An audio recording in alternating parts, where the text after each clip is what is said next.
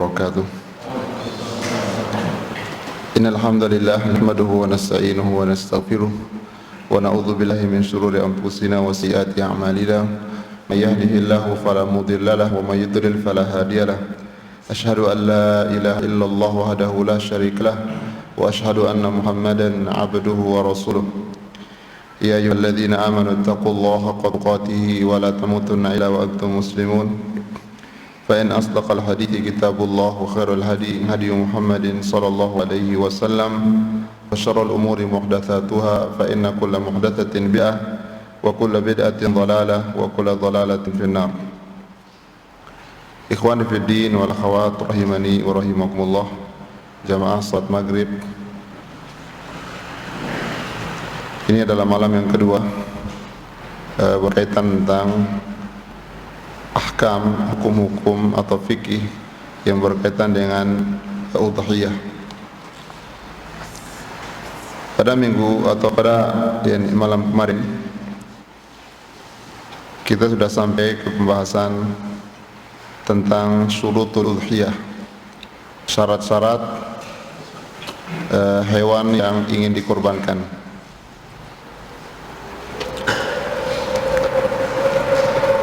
Syarat yang pertama kemarin sudah kita singgung, ayakuna min bahimatil an'am, hewan yang dikorbankan itu dari jenis bahimatul an'am.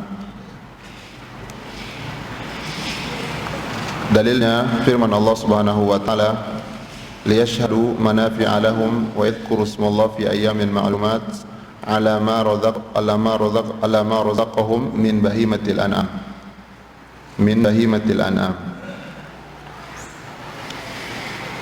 Dan ini baik yang laki-laki maupun yang perempuan.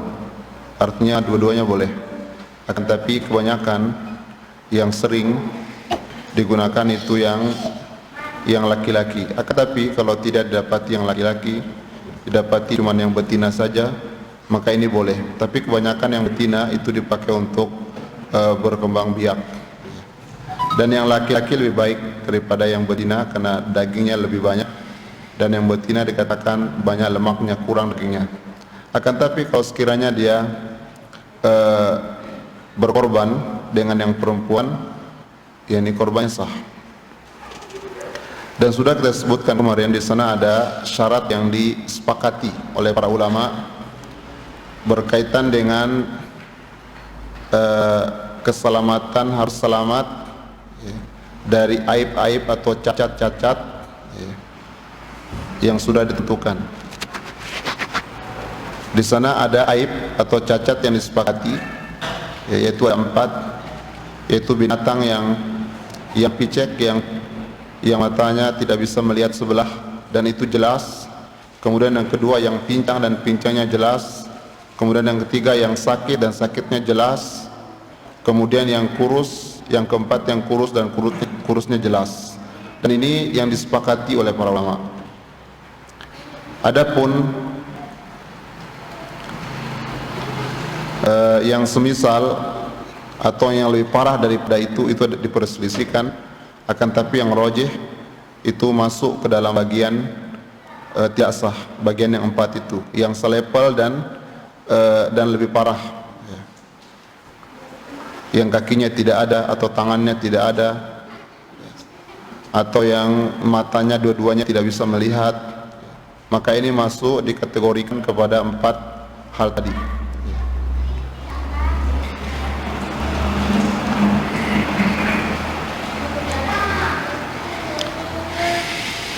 Kemudian dan disebutkan oleh Syekh Shalih Al-Utsaimin rahimahullah, di antara cacat yang diikutkan ke yang 4 tadi yang semisal, seperti al-umya yang buta mata dua-duanya, al-mashbumah yang makan kemudian kekenyangan, kemudian tidak bisa keluar kotorannya, maka ini tidak boleh dipakai untuk sembelihan sampai dia hilang penyakitnya.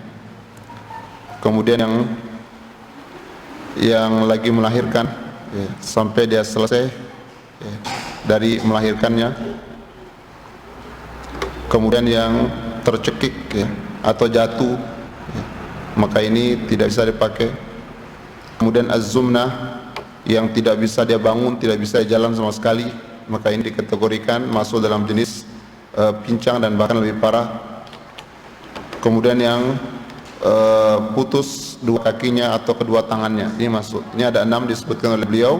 Maka kalau kita hitung ada 10 ya, ada 10 kalau ditambah dengan yang 4 tadi. Adapun yang lainnya, yang telinganya kesobek ya, dari belakang atau dari depan atau ekornya ya, begitu juga yang dikebiri ya, itu sah dipakai walaupun itu tidak dikatakan afdal, akan tapi sembelihannya sah, sembelihannya sah. Kemudian diantara yang disyaratkan itu disembelih di waktu yang sudah ditentukan, di waktu yang sudah ditentukan. Waktunya yaitu dimulai setelah solat ya, setelah yakni solat Id. Dan ini ada khilaf di kalangan para ulama tentang awal waktunya. Apakah langsung setelah fajar ya? Apakah setelah solat? Apakah menunggu khutbah? Apakah setelah imam menyembelih hewan kurbannya?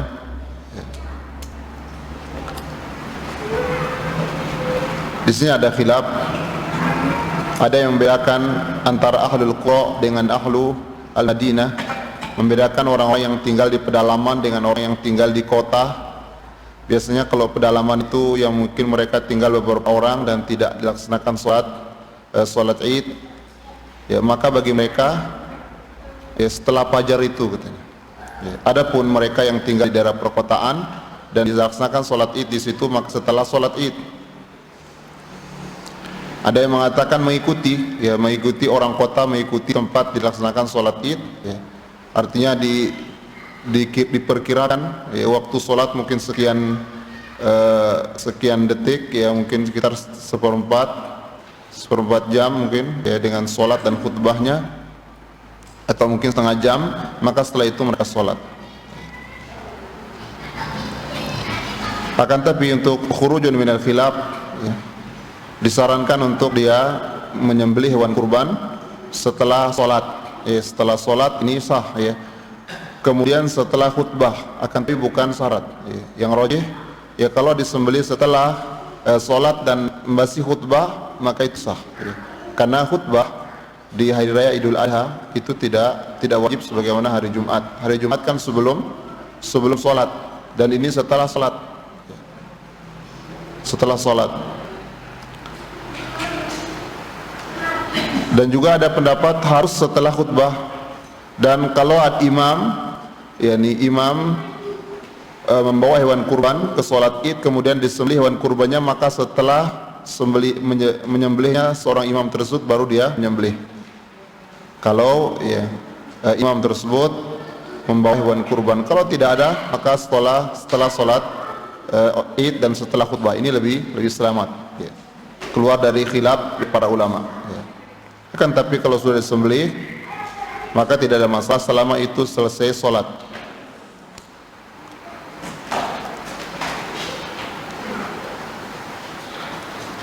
Karena Rasulullah bersabda, man dhabaha qabla shalah falyu'id makanha ukhra.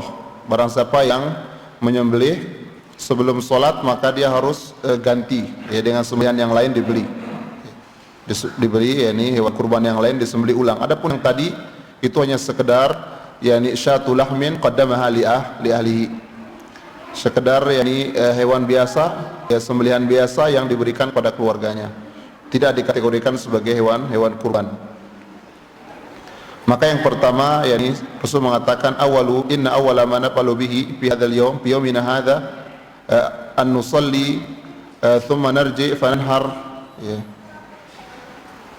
Sesungguhnya yang pertama yang kita lakukan pada hari ini pada hari ke-10 kata beliau, kita sholat, kemudian ke itu kita pulang, kemudian kita nahar, kita sembelih hewan kurban ya.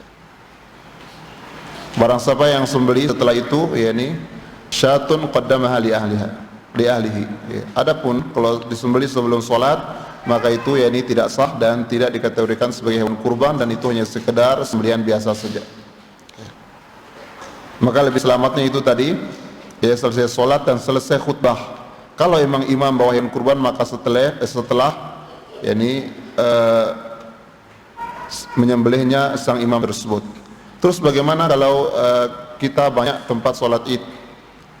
Ada sholat id, contoh mungkin ada di lapangan Pahlawan, ada di sini, kemudian ada mungkin di Pungka, ada di Brambiji. Ya. Mana yang jadi patokan yang diikuti? Apakah di sini ataukah nanti bisa jadi yang duluan selesai di sana, atau mungkin di sini lebih duluan? Mana yang diikuti? Yang lebih dulu, ya, lebih dulu selesai. Yang lebih dulu selesai. Ya, kalau sekiranya seorang sholat di sana sudah selesai, ternyata sini belum, ya ini itu sah. Ya. Karena Rasul mengatakan setelah sholat. Dan sholat Idul Adha, sholat Idul Adha dianjurkan untuk disegerakan. Beda dengan sholat Idul Fitri. Kalau Idul Fitri itu dilonggarkan, agak dimundurkan dikit, karena diberikan kesempatan kepada orang-orang untuk dia berbuka, kemudian untuk mengeluarkan zakat, yakni zakat fitrinya, zakatul fitr. Karena waktu yang paling afdal mengeluarkan zakat fitr itu di pagi hari raya Idul Fitri. Adapun di Idul Adha, seorang dianjurkan untuk dipercepat. Manakala masuk waktu duha, itu dipercepat supaya nanti segera untuk menyembelih dan dia bisa makan dari hewan kurbannya.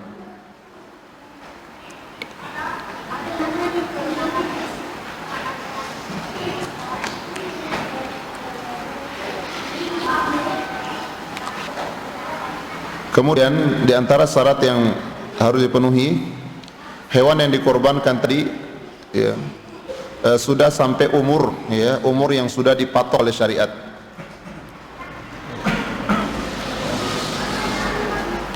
Kalau ibil, yani kalau onta, dia harus sampai 5 tahun. 5 tahun masuk ke 6. Adapun kalau sapi, ya, 2 tahun dia masuk ke 3. Adapun kambing ada 2 jenis, ya. Kalau yang dari jenis mi'is, yakni kambing kacang itu, maka setahun, ya, setahun. Adapun dari domba, maka paling afdal dia itu setahun. Paling afdalnya itu setahun, sama dengan mi'is itu tadi. Kambing kacang lebih afdal, ya, itu setahun, ya, lebih, ya. Akan tapi kalau dia tidak dapat yang umurnya setahun, illa anta asura alaikum fadbahu jad'atan min ad-dha'n, ya. La tadbahu illa musinnah illa anta asura alaikum fadbahu jad'atan, yani fadbahu jad'atan min ad-dha'n. Jangan kalian menyembelih kecuali umurnya sudah musinnah. Musinnah itu, ya, itu atsani, ya. Artinya kalau dari jenis onta tadi 5 tahun masuk ke 6, kalau jenis sapi 2 tahun masuk ke 3, kalau kambing 1 tahun masuk ke 2. Dan begitu pula ad-dha'n, domba itu paling afdal, yang afdal itu setahun, ya, lebih setahun dan ke atas, seterusnya. Dan kalau dia tidak dapat yang umur setahun, maka boleh yang setengah tahun, 6 bulan. Ad-dha'n, yani jad'un, yani min ad-dha'n, itu umurnya 6 tahun. Tapi itu sah dipakai. Akan tapi bukan yang paling afdal. Kalau ada yang setahun itu lebih afdal. Dan ini, yani yang 6 bulan ini kalau susah didapatkan, maka boleh. Ya, maka boleh. Dan ini ijma', ya, disepakati. Walaupun ada sebagian perkataan yang mengatakan boleh, ya. Contoh onta atau sapi tidak umur 2 tahun, ada yang mengatakan boleh, ya. Akan tapi ini perkataan yang lemah, ya. Karena banyak hadis dari Nabi SAW, ya. Dan ini hadis jelas juga, la tadhbahu, ini larangan, illa musinnah, jangan kalian menyembelih kecuali yang sudah umurnya sampai musinnah. Artinya kalau ibil itu sampai 5 tahun, kalau sapi 2 tahun.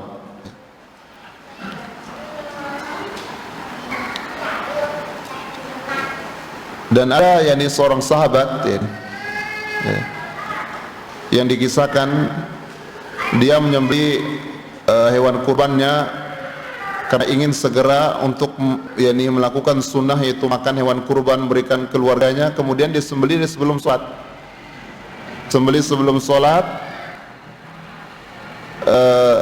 kemudian dia dikasih tahu kepada Rasulullah SAW bahwa penyembelihnya tidak sah, dan dia ingin menyembelih yang lain diganti, dan uangnya tidak ada. Dan dia ada memiliki seekor kambing anakon, akan tapi tidak sampai umurnya 6 tahun, 6 bulan tidak sampai, sekitar 4 bulan. Dan dia mengatakan, ini kambing ini, wahai Rasul, ini lebih saya sayangi, lebih saya sayangi, lebih baik daripada saya memiliki 2 ekor kambing. Maka Rasul mengatakan, idbah, sembelihlah, walan tujzi ahadan ba'dak, akan tapi kalau ada orang yang semisal seperti keadaanmu ini, maka sah, akan tapi kalau tidak, maka tidak sah. Artinya kalau ada orang, dan ini khilaf tentang hal ini, akan tapi yang dirujukan oleh Syekhul Islam dan juga Syekh Utsaimin rahimahullah, kalau ada seorang yang modelnya seperti sahabat ini, maka dia sah, dia sembelih kambing walaupun tidak sampai 6 bulan, domba, dari jenis domba. Tapi itu tadi dia nggak tahu. Pertama dia jahil, nggak tahu hukumnya kalau harus sembelih setelah sholat, kemudian dia sembelih sebelum sholat, nggak tahu dia. Kemudian setelah itu baru tahu, dan dia mau beli nggak punya uang, dan dia punya ekor kambing yang umurnya lebih ini belum sampai 6 bulan. Maka Rasul memberikan keringanan. Maka siapa yang model seperti ini maka sah. Adapun kalau orang sengaja udah tahu hukumnya, sengaja, makanya tidak sah, tidak sah. Maka seorang yang diamanatkan untuk dia membeli seekor hewan, terutama panitia, dan ini dia harus tahu. Dia contoh membeli di pemilik sapi, pemilik kambing, kadang ditanya, ini umurnya sudah berapa? Mungkin dia kasih tahu umurnya sudah 5 tahun, karena mungkin berharap pingin laku hewan kurban. Mungkin dia nggak tahu apakah thiko orangnya, mungkin dia dusta. Kalau memang thiko orangnya, kita tidak berdusta, ini berat tentunya. Biasa orang-orang kadang jualan biasa kadang berdusta, bagaimana supaya dagangannya laku, dia ngomong seperti itu. Maka kalau si pembeli tidak percaya, kurang yakin, ini orang kayaknya nggak yakin, sholat aja jarang, apalagi hal-hal seperti ini, ini sangat ringan bagi dia untuk berbohong dan tidak yakin. Maka minta kepada dia untuk saksi atau bersumpah. Dan biasa kadang orang yang jualan itu nggak ada kecil dia, hewan tersebut mungkin dibeli ketika mungkin sudah besar, dan nggak tahu sudah berapa umurnya. Dan yang maksud umur sini pakai pakai tanggal hijriyah, bukan tanggal masehi, bukan tanggal masehi, hijriyah. Maka semua yang berkaitan dengan masalah bulan itu menggunakan bulan hijriyah, puasa Ayyamul Bait, 13, 14, 15, ini bukan tanggal masehi, tanggal hijriyah. Puasa Asyura tanggal hijriyah, puasa Arafah tanggal hijriyah yang dipakai. Masuk puasa, keluar puasa, masuk Zulhijjah, ini hijriyah semua dipakai. Maka terkadang orang jarang kenal, nggak hafal bulan-bulannya juga. Dan kadang mungkin dalam otak dia itu bulan masehi. Maka ini harus perlu ditanya, dan kalau dan seorang membeli ini berat amanatnya. Karena kalau salah bisa jadi hewan yang dibeli salah dan nggak sah. Kalau tidak sesuai dengan umur yang sudah dijelaskan oleh nas. Dan mungkin kalau yang peternakan mungkin dia bisa paham, melihat dari giginya mungkin berapa, lihat banyak ciri-cirinya. Seperti domba katanya kalau sudah dia atsani, sudah umurnya setahun, rambutnya itu tidur katanya, artinya rambutnya enggak berdiri, diancaciri. Apakah ini akurat? Allahu a'lam. Maka seorang yang membeli dia harus tahu, umurnya harus dipastikan. Jangan sampai dari sembarangan hanya sekedar berpatokan kepada perkataan si penjual, bisa jadi dia berdusta. Maka dia harus tahu, ya, dia harus mengetahui umur yang sesungguhnya supaya dia tidak salah, ya, dalam memilih. Kemudian diantara syaratnya Allah yata'alaq bihi haqqul ghair. Jangan sampai hewan yang dikurbankan itu masih ada hak orang lain di situ. Artinya dia tidak dimiliki sepenuhnya. Seperti hewan yang dijadikan jaminan. Ya, dia mungkin berutang sama orang, kemudian nanti kalau nggak bisa saya bayar, ini sapi saya sebagai bayarannya. Dan sapi ini tidak bisa dipakai sebagai korban karena ini masih ada kaitannya kepada hak orang lain. Tidak bisa. Dia jadi hak sepenuhnya, ya, hak sepenuhnya. Apalagi kalau itu bukan milik dia, jelas sudah, ya. Dan itu yang miliki secara sempurna.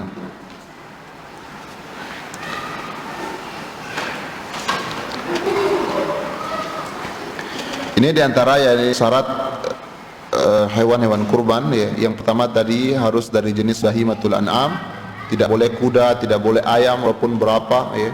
Harus dari 3 jenis ini, ya. Harus 3 jenis ini, baik laki-laki maupun yang perempuan, yang betina. Kemudian harus selamat dari cacat yang tadi, ya, disepakati. Kemudian harus sampai umur yang disebutkan oleh syariat. Kemudian disembelih pada waktunya.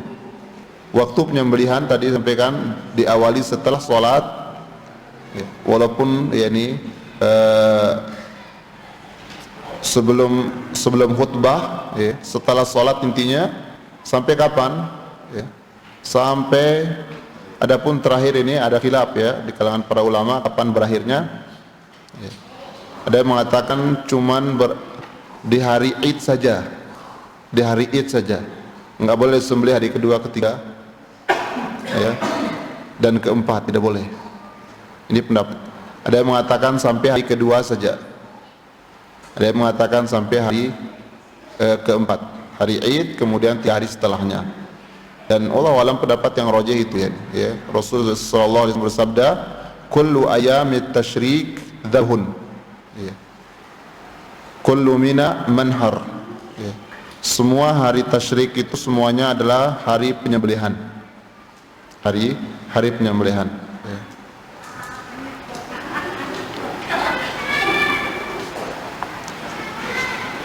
Maka waktunya sampai tenggelam matahari di tanggal 13, sampai tenggelam matahari di tanggal 13. Dari setelah sholat Id sampai tenggelam matahari di tanggal 13.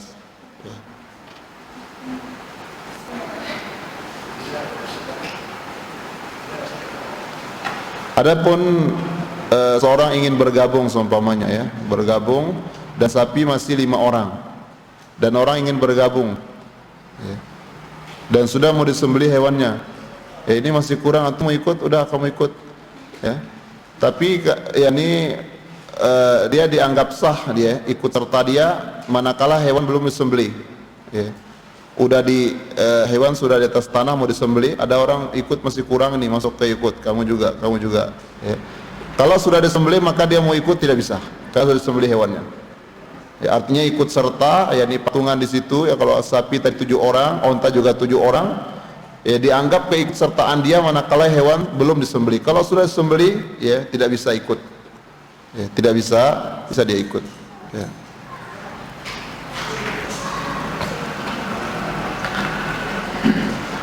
Adapun waktu-waktu yang afdol disembelih, ya,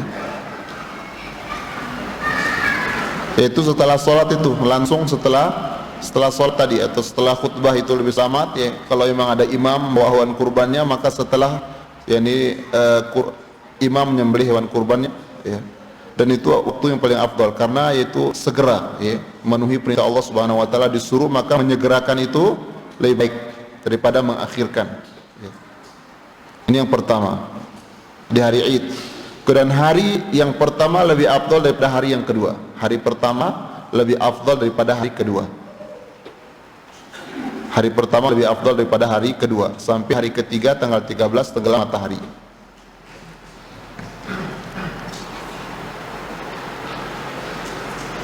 Dan itu apakah ini berlaku siang hari dan juga malam hari? Sana ada khilaf ini. Cuman siang saja katanya. Di malam tidak boleh. Ada yang mengatakan malam makruh. Akan tapi yang rajih ya, tidak ya. Siang dan malam sama saja. Boleh ya. Akan tapi dilihat dikatakan makruh kalau ada hal-hal yang semestinya harus dilakukan tidak bisa dilakukan.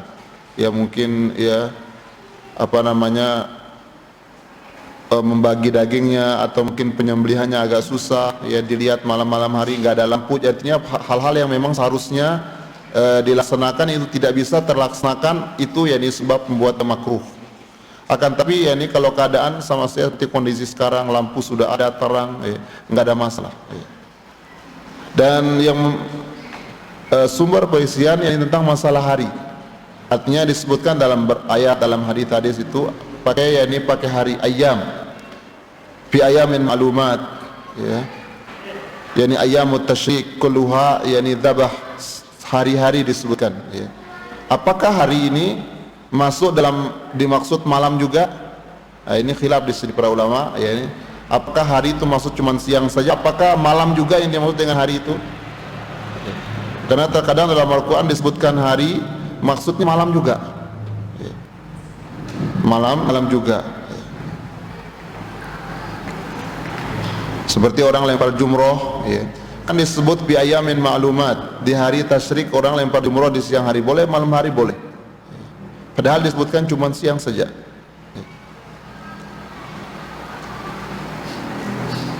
Dan sebagian ayat juga membedakan antara siang dan malam. Sab'a layalin wa thamaniyata ayyamin, sab'a layalin ya sakharaha sab'a layalin wa thamaniyata ayyam, dipisah, ada hari ada malam ya. Kenapa nggak dibilang hari saja, ngapain diulang lagi 8 malam ya, ya artinya 7 malam, ngapain diulang? Ini ada perbedaan. Berarti kalau disebut siang saja nggak masuk malam. Akan tapi biasa orang Arab ya menyebutkan siang dan malam juga masuk ya. Seperti dalam surat Al-Fajr, wal fajri walayalin asyr, aku bersumpah demi waktu fajar dan aku bersumpah demi layalin asyr, yakni malam di sini ya, malam yang 10. Ada dua penafsiran di sini ya. Yang dimaksudkan malam yang 10 itu ya, yaitu 10 terakhir di bulan Ramadan. Malam 10 terakhir bulan Ramadan. Dia mengatakan malam di sini yakni dibahasakan dengan layalin, akan tapi maksudnya siang. Siang artinya 10 hari pertama bulan Zulhijjah. 10 hari pertama bulan Zulhijjah ya. Maka menyembelih di malam hari boleh-boleh saja ya. Akan tapi sebagian ulama menganggap makruh karena kondisi zaman dahulu ya, yang mungkin belum ada lampu, yang mungkin tidak bisa melaksanakan ini, mungkin akan luka segala macam ya, nggak kelihatan, mungkin orang akan menyangka ini orang pelit ya, dan biasa yang disembunyikan dan syiar Islam tidak kelihatan, kan ini sembelihan ini syiar Islam. Maka apa di siang hari supaya kelihatan ya, supaya kelihatan, bisa dilaksanakan, bisa dibagi ya, seperti itu ya. Akan tapi kalau disembelih malam hari juga nggak ada masalah ya. Dan waktu penyembelihan secara umum ada dua, ada waktu ikhtiari dan ada waktu ittirari. Ikhtiari waktu yang disebutkan tadi ya, hari pertama, kedua, ketiga, baik siang maupun malam. Dan paling afdal hari pertama ya, kemudian setelahnya hari kedua, kemudian setelahnya hari ketiga. Dan paling afdal itu siang hari, di siang hari, dan itu lebih menampakkan syiar Islam. Bagaimana kalau disembelih udah habis waktu ya, waktunya sudah habis ya. Maka saya menyebutkan kalau memang itu karena keteledoran dia ya, maka ini tidak sah. Dia sengaja untuk mengakhirkan, akhirnya ini lewat waktu tanggal 14 sudah, maka ini amanah ya. Bagi mereka yang disuruh sembelih, jangan sampai menyembelih lewat dari waktunya.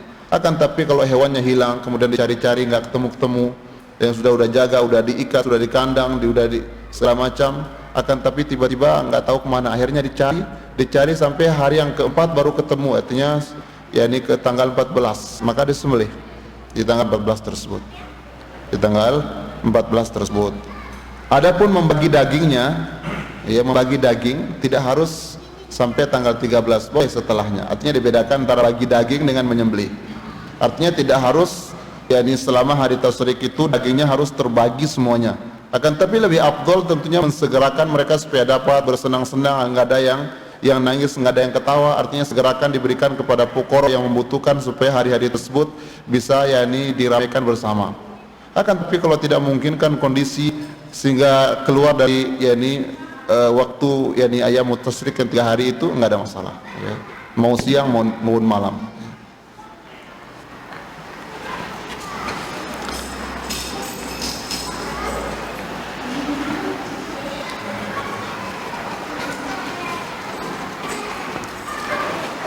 Kemudian di sana ada yang disebutkan oleh Utsaimin, yaitu tentang ta'yin, ya, memastikan ini hewan kurban sudah pasti atau tidak. Artinya tatkala seorang beli hewan kurban, apakah itu sudah dianggap yakni sudah dipastikan, artinya dalam arti dia nanti tidak boleh jual lagi, tidak boleh dia menungganginya, tidak boleh mengambil air susunya, tidak boleh diganti, tidak boleh dihibahkan, tidak boleh dijual. Ini faedah ya nih, memastikan ya, mentakyin, menentukan.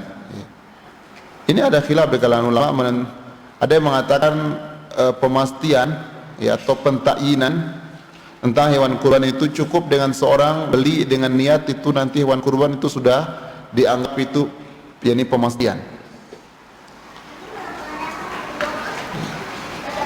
Ada yang mengatakan tidak, dia harus dilapaskan. Ya, dia harus dilapaskan. Ya, ini hewan kurbanku. Dia harus mengatakan itu. Ya. Kalau ada orang bertanya ini hewan untuk apa? Hewan kurban, hewan saya akan korbankan. Tapi kalau dia mengatakan itu dalam arti untuk memastikan, bukan untuk mengabarkan. Ya, beda mengabarkan dengan yakni memastikan ini hewan kurbanku atau mengabarkan kepada orang. Kalau dia mengabarkan maka tidak masuk. Dan ini kembali ke niat, ya, ke niat si pemilik hewan kurban. Kalau dia yakni mengucapkan itu dalam rangka memastikan ini hewan akan kurbankan, bukan dalam arti mengasih tahu, artinya khabar, ya, maka ini sudah masuk. Dan faedah yakni seperti ini, nanti kalau sudah dipastikan dia tidak boleh menggunakannya, memanfaatkan, ya mungkin ditunggangi, kemudian diambil susunya, kemudian rambutnya, tanduknya, kemudian diganti, dikasih orang, enggak bisa, ya. Tidak bisa. Dan nanti kalau yakni dia cacat, ya tiba-tiba mungkin naik truk, naik apa, tiba-tiba kakinya pincang, patah, dan dia udah memastikan, ya, dengan lapas dia ini hewan kurbanku, ya, maka nggak ada masalah, sah disembelih, nggak perlu diganti dengan yang lain dibeli baru. Tapi kalau dia belum pastikan, dia boleh ganti, ya, boleh ganti dengan yang lain, ya. Dan tidak sah kalau dia sembelih itu, ya, harus diganti dengan yang lainnya karena kategorinya cacat. Tapi kalau udah dipastikan dan dia enggak keteledoran dari dia dan tiba-tiba cacat, kakinya pincang segala macam, maka disembelih nggak ada masalah. Ya. Ini faedah yakni pemastian ini. Ya. Ibarat seorang berniat ingin mewakafkan sebuah tanah dan dia udah niat ini tanah sewakaf, apakah itu udah diwakaf? Belum, nanti dia diwakaf tatkala dia lapaskan. Ini tanah sewakaf, adapun dia sekedar membeli, udah niat dia aja beli untuk wakaf, apakah itu langsung wakaf? Tidak. Ya. Seperti seorang punya budak dan dia udah niat ini budak saya ini akan merdekakan, cuman niat belum dilantunkan dengan lisan, apakah langsung jadi merdeka? Tidak, sampai dilantunkan. Maka seperti juga, kalau hanya sekedar beli untuk dia udhiyah, untuk dia berkorban, maka itu tidak secara otomatis yakni untuk menjadi hewan kurban. Ya, boleh nanti setelah itu dikasih ke orang, mungkin beli yang lain, ya, boleh ada tunggangi selama belum pemastian. Dan pemastian ada dua model. Dan ini yang dirojikan oleh Syekh Utsaimin rahimahullah, yakni dari pendapat Hanabilah. Dengan ucapan dia mengatakan ini hewan kurbanku, atau dengan sembelihan, disembelih, ya, disembelih, ya, dengan yakni qaul dan dengan yakni perbuatan. Dan beliau menyebutkan yang ketiga, ada yang ketiga, bisa dikategorikan pemastian hewan kurban dengan sekedar membeli saja, akan tapi yakni sudah wajib kepada dia sebelumnya. Artinya dia bernadar, yakni nanti kalau saya bisa lulus, nanti saya akan bernadar menyembelih hewan kurban. Artinya ketika itu sudah wajib pemastiannya. Kemudian sekarang dia beli dengan niat untuk menunaikan nadar yang sudah wajib itu, maka secara otomatis dengan niat dia beli sekarang itu langsung pemastian, karena sudah wajib ketika itu. Akan tapi kalau hewan kurban yang tidak model kayak nazar ini, maka dia harus diucapkan, diucapkan.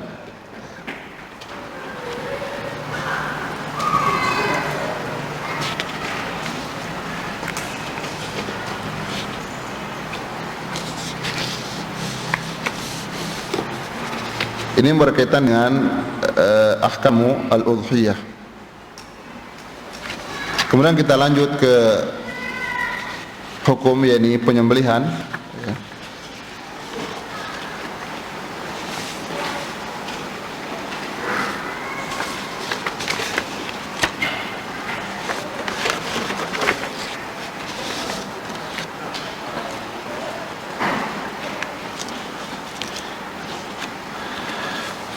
Yang disebut dengan adzabah atau az-zakat. Hewan yang disembelih ada dua model. Ada hewan al-maqduru alaih, ada hewan yang yakni laysa maqduru alaihi.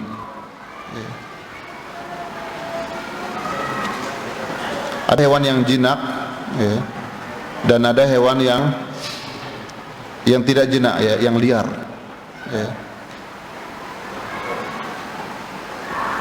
Atau yakni dengan bahasa lain, penyembelihan yang disebut dengan dzabhun ikhtiyari dengan dzabhun ittirari. Itu bagi hewan jinak maka dia yakni ada hukum tersendiri, dan bagi hewan yang liar ada hukum tersendiri. Hewan yang jinak seperti yakni kerbau, kemudian sapi, kemudian kambing yang bisa disembelih dengan seperti biasa. Dan yang dimaksud dengan hewan yang liar, hewan yang diburu, hewan yang diburu, hewan buruan. Artinya tidak bisa dipegang sebagaimana biasanya, kemudian ditaruh, kemudian dia harus ditembak. Dan dua-duanya ini harus disembelih. Akan tapi penyembelihannya lebih longgar, caranya lebih longgar daripada yang pertama. Yang jinak tadi nanti harus disembelih di lehernya, di leher dan di depan, bukan di belakang. Akan tapi kalau hewan yang liar yang diburu, maka ini tidak ada tempat yang tertentu. Artinya di mana kenanya, mau kena kepalanya, mau ekornya, mau kakinya, dengan syarat-syaratnya.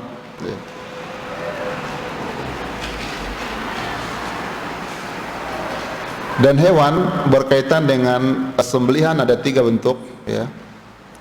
Ada hewan yang dia itu halal dimakan, mau disembelih mau tidak dia halal.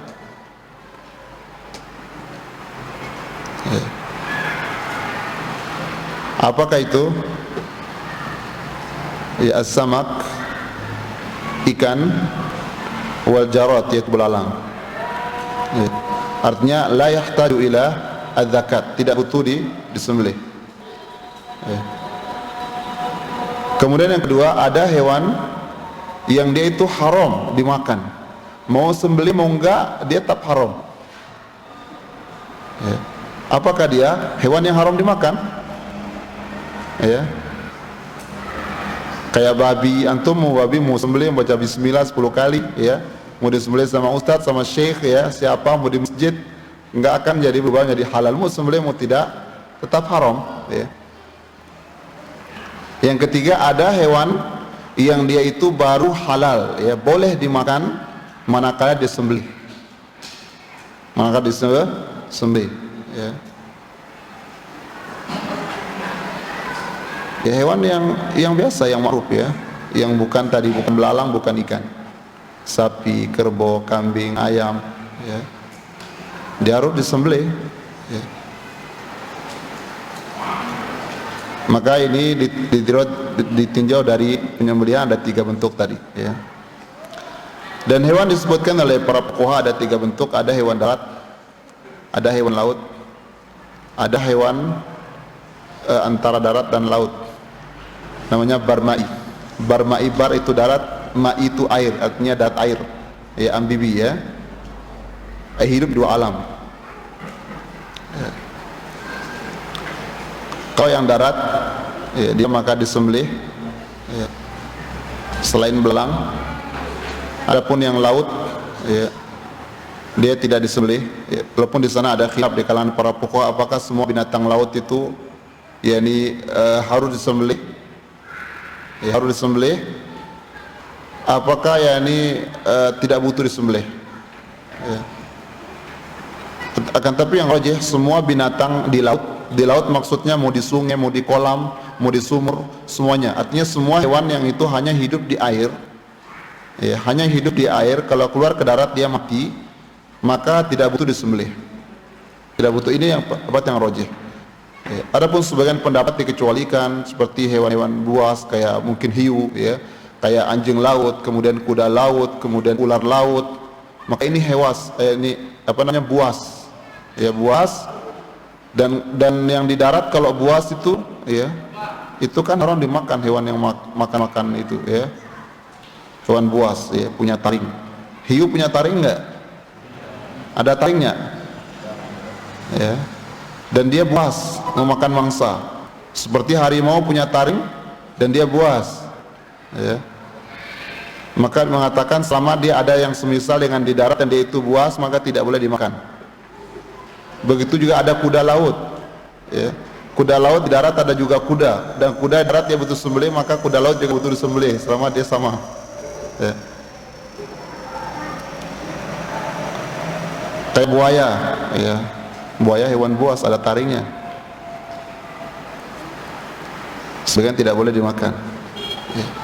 Akan tapi yakni Syekh Utsaimin rahimahullah merujukkan semua binatang di laut itu selama dia hidup di laut, di air, boleh dimakan. Ya, boleh dimakan, tidak dikecualikan. Ya, tidak dikecualikan. Ya. Ada seorang sahabat yang mereka biasa menyeberangi lautan. Artinya sekelompok mereka bertanya kepada Rasulullah SAW, "Wahai Rasul, kami ini bawa air cuma sedikit, cukup untuk minum dan tidak bisa cukup, enggak cukup untuk pakai wudhu. Bolehkah kita kami ini berwudhu dengan air laut?" Maka Rasul mengatakan, at-tahuru ma'uhu al-hillu maitatuhu. Airnya suci dan bangkainya halal. Airnya suci dan bangkainya halal. Jadi semua bangkai yang di laut, artinya bangkai hewan yang hanya hidup di laut, maka itu adalah halal dimakan. Halal dimakan.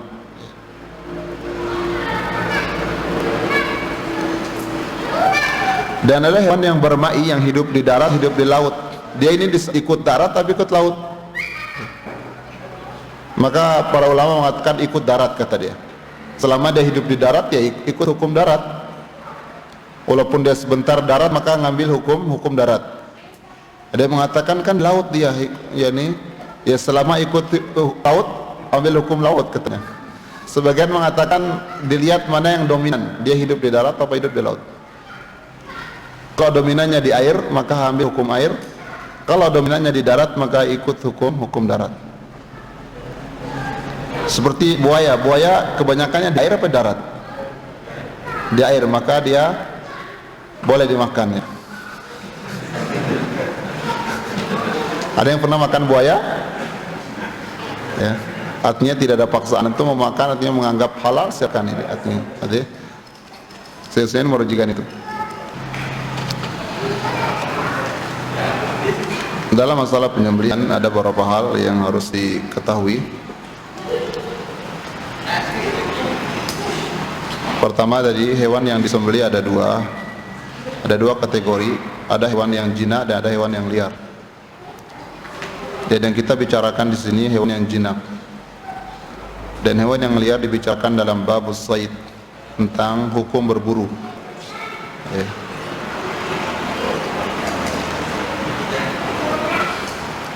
Kemudian dalam penyembelihan di sana ada syarat-syarat, ya.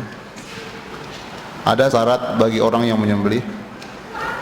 Ada syarat untuk hewan yang disembelih, ada syarat untuk alat yang disembelih, ada waktu penyembelihan,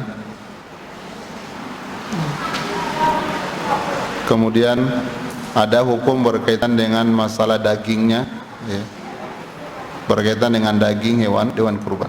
Ya. Yang pertama berkaitan dengan ad-dabih, seorang yang melakukan penyembelihan. Di sana ada banyak syarat yang disebutkan oleh para fuqaha, kan tapi syarat yang disepakati oleh la khilaf, tidak ada khilaf, disepakati oleh semua immatul arba'ah, disepakati oleh para ulama, manakala syarat ini terpenuhi maka sah. Artinya syarat ya ini terpenuhi maka sah penyembelihannya. Pertama, di sana ada syarat yang khilaf. Yang pertama, dia muslim. Ini syarat yang disepakati harus ada bagi orang yang akan menyembelih. Pertama, muslim, orangnya muslim. Yang kedua, harus berakal, ya. Kemudian ketiga, balik, sudah balik, ya, sudah balik. Yang keempat, laki-laki. Yang keempat, orangnya laki, dan laki yang dimaksud atau taruh dalam kurungnya laki-laki yang tidak meninggalkan sholat, laki-laki yang tidak meninggalkan sholat.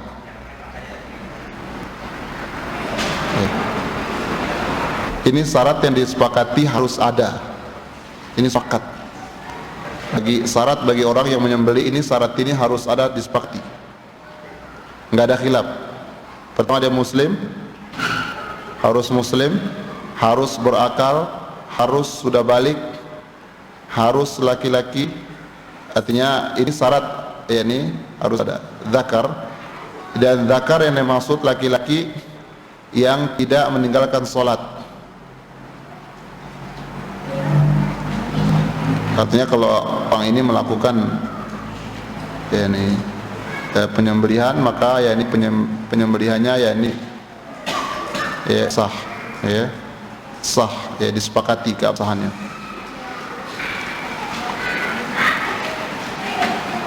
Adapun orang-orang yang diperselisihkan, maka ini sebaiknya atau afdalnya antum pilih yang selamat ini, ya, antum pakai ya ini syarat ini, ya. Adapun orang-orang yang diperselisihkan, ada khilaf apakah penyembelihannya sah apa tidak, seperti ahlul kitab, ya, itu yang ada khilaf apakah penyembelihannya sah apa tidak untuk hewan kurban ini. Bukan penyembelihan dia yang kayak yani halal, yani wa ta'amul ladzina utul kitab halal lakum, yani, dan sembelihan ahlul kitab. Ini sembelihan kita bicara khusus hewan kurban, ya. Ini diperselisihkan. Kenapa? Ahlul kitab dia musyrik, dan ini ibadah.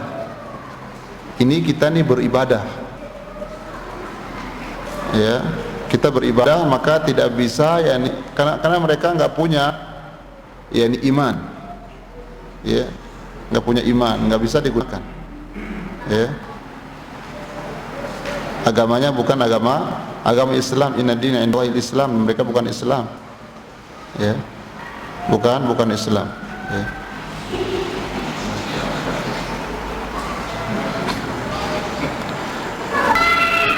Ini diperselisihkan, ya. Walaupun yang rajih sembelihannya sah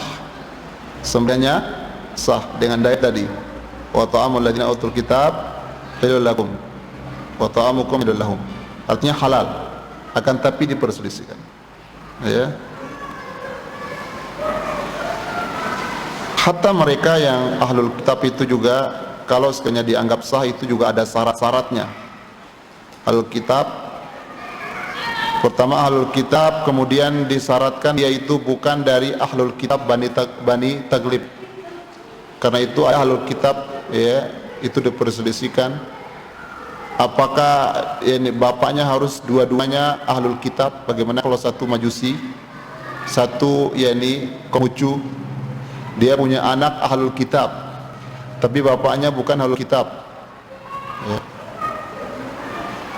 Ini juga diperselisihkan, ya, walaupun yang rajih, ya, yang jadi patokan itu ya orang yang akan disembelih itu mau bapaknya siapa, al-muhim dianya yang jadi ukuran, dia agamanya apa.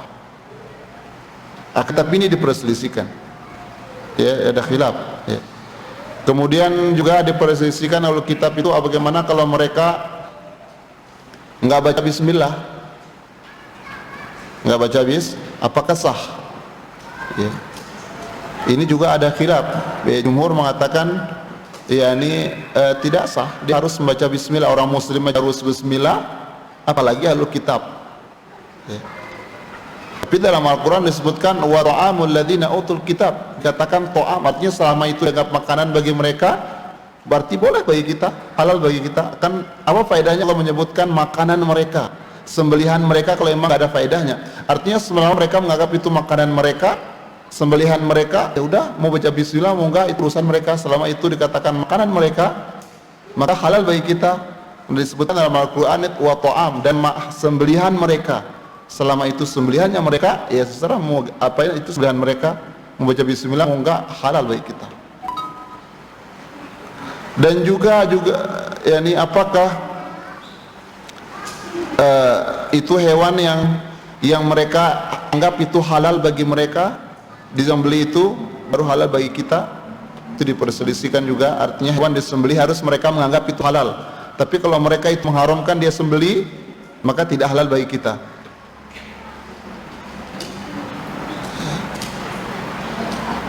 Ini banyak ya banyak masalah yang dibahas ini berkaitan ahlul kitab, ya.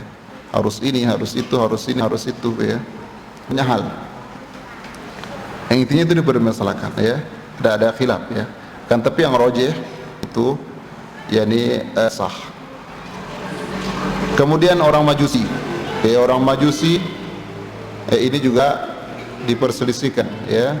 Ada khilaf, ya. Ada yang mengatakan sah, ada yang mengatakan tidak, ya. Akan tapi yang rajih tidak sah, yang rajih tidak sah. Kemudian as-sabiun yang menyembah bintang, as-sabiun penyembah bintang, ini mereka juga diperselisihkan penyembelihan.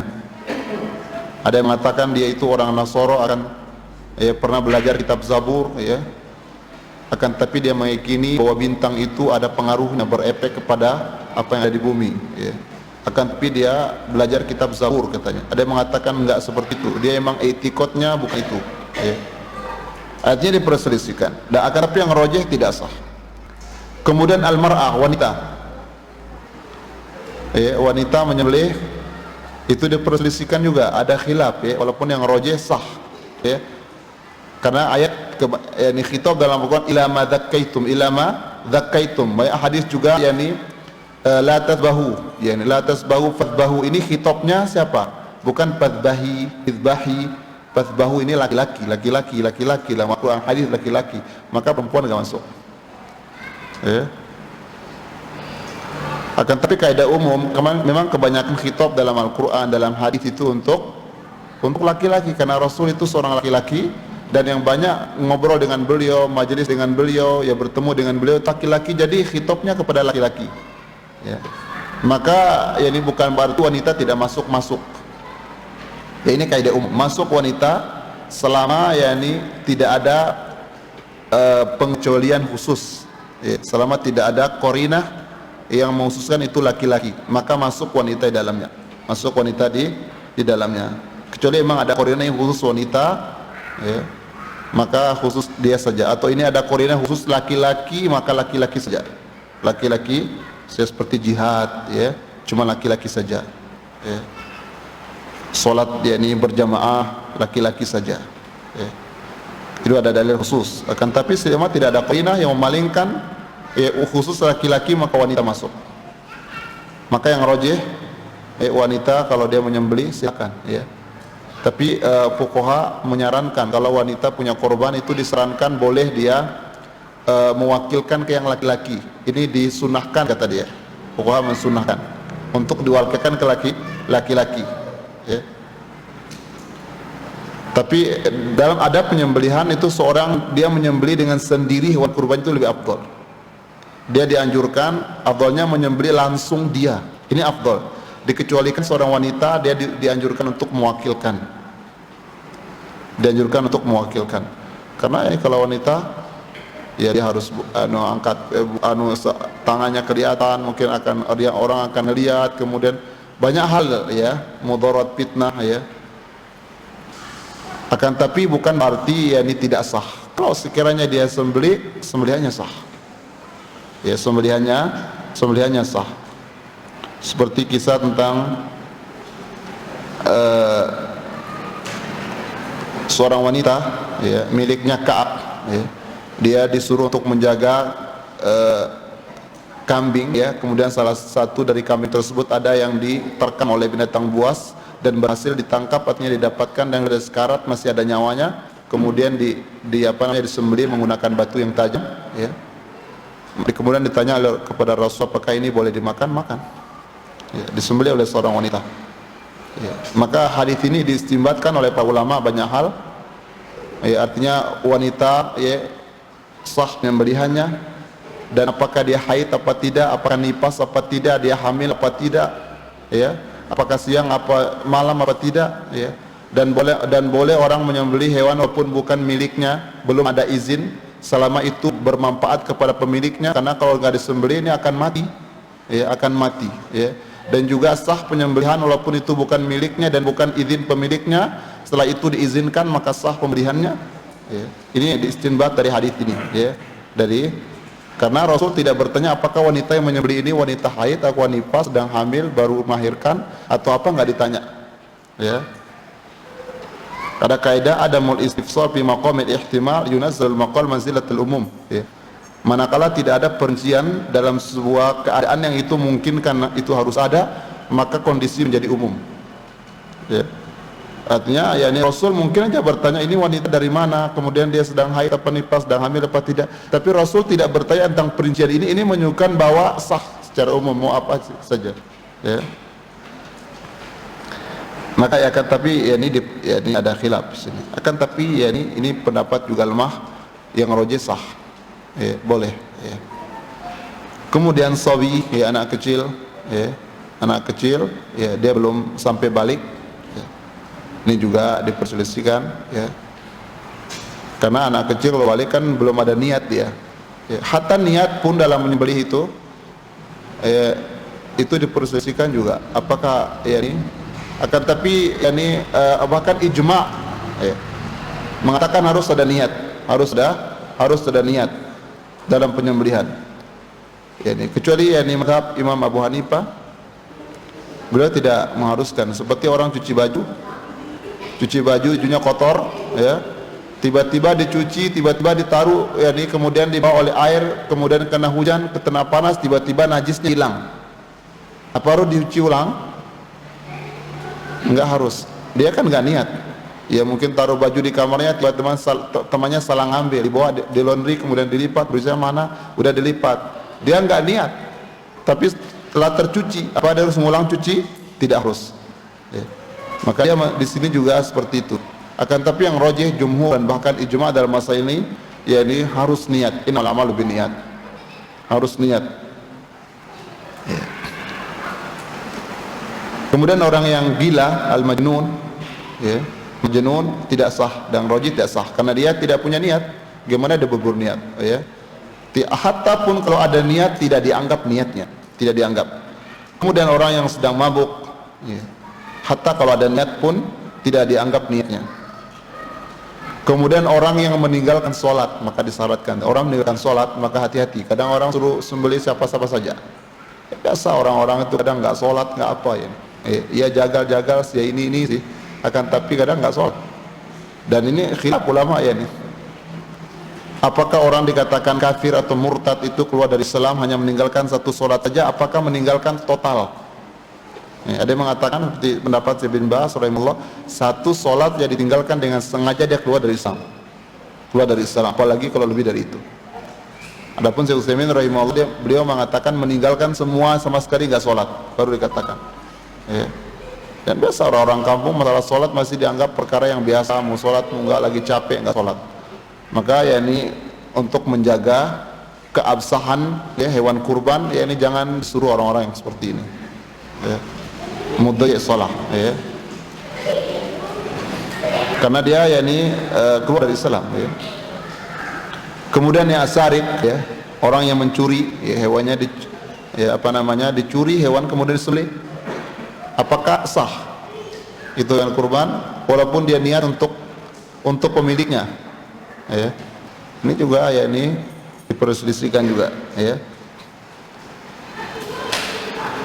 Kemudian orang murtad, ya, orang yang sudah murtad ini juga diperselisihkan, ya, karena dia itu ya ini mau masuk Kristen, tidak dianggap dia dari ahlul kitab, tidak, dia ya ini murtad, dia beda, ya, dia beda.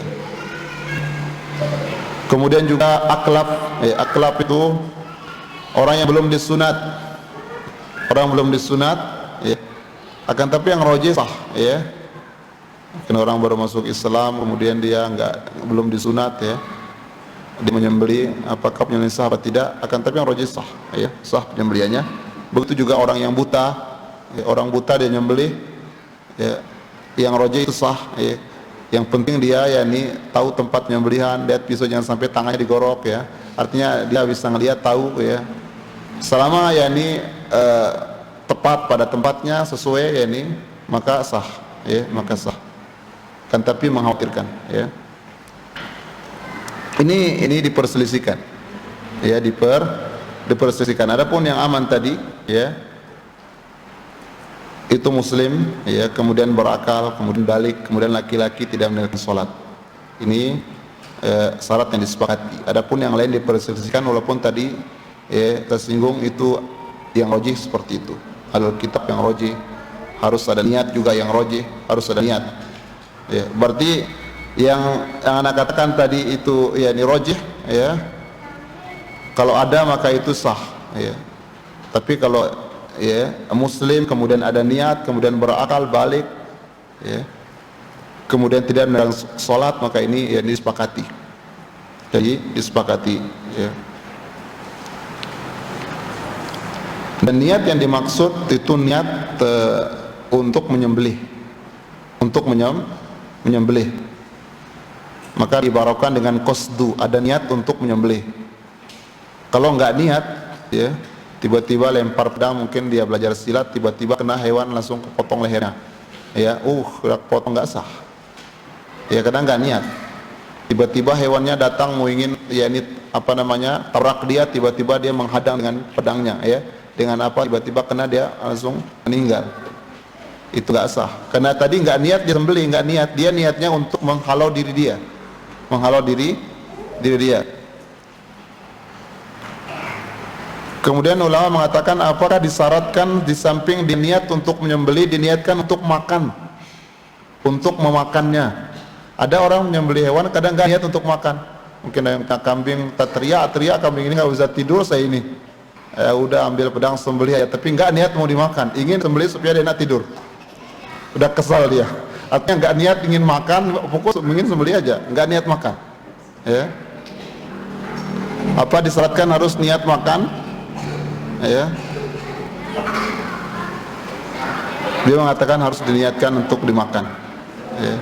Di samping dia niatkan menyembelih sekaligus, karena ada orang kadang dia sembelih pengen enggak dimakan, ya, enggak untuk dimakan, ya.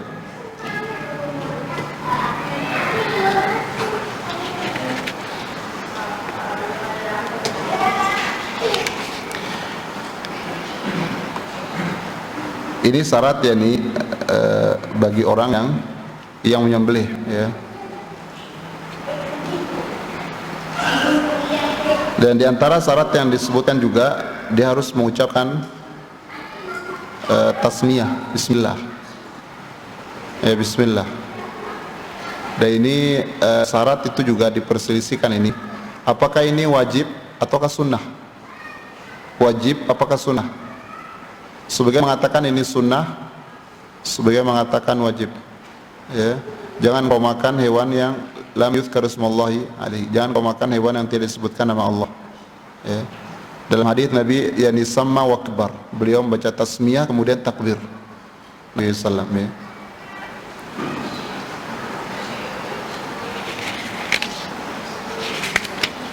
Akan tapi yang rajih itu harus ada. Ya. Harus ada, ya. Artinya ini khurujun minal khilaf, ya. Yang saya rojikan tadi ya ini antum jangan ambil ya ini yang tidak nyambi yang iya, ya. Biar aman. Ya. Biar aman. Dia harus baca bismillah, ya. Dan yang mengatakan wajib, apakah wajib itu gugur karena lupa ataukah wajib kalau dia ingat saja? Kalau dia nggak ingat berarti dia gugur. Artinya mereka mengatakan wajib ini apakah wajib itu kalau diingat saja atau berarti kalau lupa dia nggak apa-apa, ataukah yani lupa mau ingat harus ada? Ya. Sebenarnya mengatakan kalau dia lupa ya sah. Dia kalau emang sengaja itu yang nggak sah. Tapi kalau dia lupa katanya sah. Walaupun itu ada khilaf ya. Syekh Utsaimin merujikan kalau dia lupa itu nggak sah. Hewannya tadi lupa biasanya udah 5 disembelih sapi udah 5 lupa tadi baca. Ya. Dimasukin truk dibuang. Kasihan ya. Bagaimana kalau dikatakan ini sia-sia ini udah buang banyak sekali ini ya. Beliau mengatakan tidak. Kalau dia menyembelih berikutnya tidak akan dilupa. Kalau dibiarkan ya, nanti dia terus teledor terus saja dia. Ya. Ada yang mengatakan kalau begitu Syekh katanya ini banyak hewan-hewan yang dibuang kata dia. Enggak, ini ya dia akan tidak terulang lagi. Enggak, ini untuk menjaga supaya jangan terjadi. Ya. Nanti ke berikutnya dia tidak akan mengulangi lagi. Ya. Walaupun ya ini yang lainnya ya seperti saya bahas yang ini kalau dia lupa ya ini kita kan sah ya. Ya. Rabbana la tu'akhidhna in nasina wa akhtana. Ya. Tapi sebenarnya lain mengatakan tidak. Ya. Ibarat kalau orang sholat, antum sholat tiba-tiba ternyata belum mandi janabah, ternyata lupa kalau wudu, ya. Lupa. Antum harus ulang sholat apa enggak apa-apalah. Harus ulang sholatnya. Ya enggak ya ini, ya. Maka ulama mengatakan membedakan antara perkara yang diperintahkan untuk dilakukan dengan perkara yang diperintahkan untuk ditinggalkan. Dibedakan antara perkara yang diperintahkan untuk melakukan dengan perkara yang diperintahkan untuk ditinggalkan. Kalau perkara yang diperintahkan untuk dilakukan ya, maka dia ya, tidak gugur dengan karena lupa. Tidak gugur karena lupa. Tapi kalau perkara yang diperintahkan untuk ditinggalkan, dia dimaafkan kalau dia lupa. Seperti wudu, itu wudu diperintahkan. Mandi janabah diperintahkan. Salat harus wudu diperintahkan. Ya. Menghadap kiblat itu diperintahkan untuk dilakukan. Maka kalau orang lupa hadap kiblat, ya, dia harus ulang salatnya. Lupa dia wudu harus ulang. Ya. Harus dia ulang. Lupa kalau tadi dia berhadas, dia harus ulang. Ini perkara semua diperintahkan. Tapi kalau perkara yang diperintahkan untuk ditinggalkan, maka dimaafkan. Seperti ya, najis. Ya. Najis di bajunya itu perkara diperintahkan untuk ditinggalkan, artinya menghilangkan najis, berarti untuk ditinggalkan najis itu, jangan dibawa, tinggalkan dia. Berarti kalau dia lupa ternyata setelah salam ternyata di bajunya ada najis, ya. Di kakinya ada najis, sholatnya sah. Sholatnya sah, tidak perlu diulang. Ternyata di tempat itu ada najis dan dia nggak tahu. Setelah sholat baru ditahu, atau mungkin telah dicium bajunya tadi, ya ini gendong anaknya ternyata kencing, dia lupa dari datang sholat. Baru diingat setelah sholat ternyata bajunya ya ini belum dicuci, maka sholatnya sah, nggak perlu diulang. Karena perkara meninggalkan najis itu perkara yang dimintakan untuk ditinggalkan. Ya. Dalilnya ketika Nabi SAW sholat ini mengimami para sahabat, kemudian tiba-tiba di tengah sholat dia lepas sandal, di rakaat kedua lepas sandal, kemudian para sahabat lepas sandal juga. Dan maka setelah Rasul salam, kenapa kalian lepas sandal? Ya kami melihat antum lepas sandal. Ya tadi saya kedatangan malaikat Jibril. Malaikat Jibril datang kepada saya mengabarkan bahwa di sandal saya ada najis. Di sandal saya ada najis, maka saya lepaskan sandal itu. Dan ketika beliau saya sholat, enggak ada mengulang rakaat tadi yang ketika pakai sandal ada najisnya, enggak diulang. Itu menunjukkan bahwa rakaat itu sah. Dan sholat yakni satu komponen yang tidak bisa terpisah. Kalau memang sah di depan, maka sah di belakang. Enggak bisa rakaat pertama sah, rakaat kedua enggak sah. Batal rakaat terakhir, kemudian saya cuma batal rakaat terakhir, ulangnya rakaat terakhir saja. Pergi wudu, ulang rakaat terakhir saja. Rakaat pertama tadi sah. Enggak bisa. Artinya ya, satu komponen yang tidak bisa dipisahkan. Maka begitulah berkaitan dengan tasmiyah ini, ya. Tasmiyah ini harus ada, ya. Adapun selebihnya, ya ini membaca Allahu Akbar, kemudian Allahumma taqabbal minni hadza minni, ya, walaka, ya. Kemudian perkara tentang menyebutkan si sahibul kurban, disebutkan namanya, ya. Rasulullah SAW yakni ketika berkorban, Allahumma hadza anni wa ali an Muhammad wa ali Muhammad, ini kurban dariku Muhammad dan untuk keluarga Muhammad. Kemudian yang kedua yakni wa an malam yudhi min ummati, untuk mereka yang belum berkorban dari kalangan umatku disebutkan. Maka itu disebutkan lebih afdal, disebutkan ada orang 7 orang, ya, an Muhammad, an Ibrahim, an Mustafa, lama sekali, ya. Lama apa ya? Tapi demi yakni lebih baik, ya, diucapkan. Tapi kalau tidak diucapkan akan dilihat di kertas, nama orang sipulan, ya, diniatkan untuk yang ada di kertas ini, diniatkan untuk orang-orang di kertas dalam hati, diniatkan untuk orang-orang dalam kertas ini, kemudian tidak disebutkan dan disembelih, itu juga sah, ya, juga sah. Artinya nggak perlu menyebutkan nama orang satu persatu, ya, selama dia ini sudah mentakyin dengan hati, dia sudah mentakyin yang dimaksud orang ini, ya, menjadi orang yang 7 di sini atau yang 5 di sini, dia sembelih, maka itu sah, ya. Kan bila Abdul disebutkan nggak ada masalah, ya, disebutkan. Ya mungkin aktabi bihadzal qadar, ya. Lanjutkan ya, terakhir besok malam, ya. Mungkin ada yang kurang jelas.